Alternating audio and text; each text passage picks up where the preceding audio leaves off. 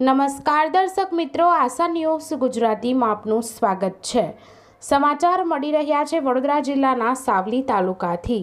સાવલી નગરપાલિકાની પેટા ચૂંટણીના પડઘમ। સાવલીની નગરપાલિકાના વોર્ડ નંબર 2ની ખાલી પડેલી સીટ માટે ભાજપા અને કોંગ્રેસના ઉમેદવારોએ જનસંપર્ક યાત્રા યોજી, જ્યારે રવિવારે મતદાન થનાર હોય સાવલી પોલીસે ફૂટ પેટ્રોલિંગ કર્યું।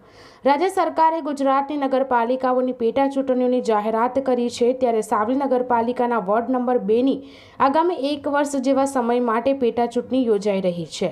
ગત ટર્મમાં વોર્ડ નંબર 2ના ભાજપાના વિજેતા સભ્ય કમલેશભાઈ શેઠ ઉર્ફે શાસ્ત્રી ટર્મની ચૂંટણીમાં કોંગી ઉમેદવારથી આછી પાતળી રસાઈથી વિજેતા થયેલા તેઓનું 6 માસ અગાઉ અકાળે નિધન થતાં ખાલી પડેલી સીટના 2022 મતદારોને રીઝવવા માટે ભાજપાના ઉમેદવાર ભદ્રેશ કુમાર નટવરલાલ પાઠક અને કોંગ્રેસના ઉમેદવાર રતનસિંહ ગોવિંદભાઈ પરમારે ઉમેદવારી નોંધાવી છે। બંને રાજકીય પક્ષોના ઉમેદવારોએ પોતાના સમર્થકો સાથે ઢોલ નગારાના તાલે પત્રિકાઓ વહેંચી લોકસંપર્ક યાત્રા યોજી હતી અને આગામી 16 ફેબ્રુઆરી રવિવારે મતદાન અને 18 તારીખે સાવલી નગરપાલિકા વોર્ડ નંબર 2ના રસાકસીભરી ચૂંટણીનું પરિણામ આવવાનું હોય કાયદો અને વ્યવસ્થાની જાળવણી અર્થે વોર્ડ નંબર 2 વિસ્તાર સહિત નગરના મુખ્ય માર્ગો પર ફૂટ પેટ્રોલિંગ કર્યું હતું।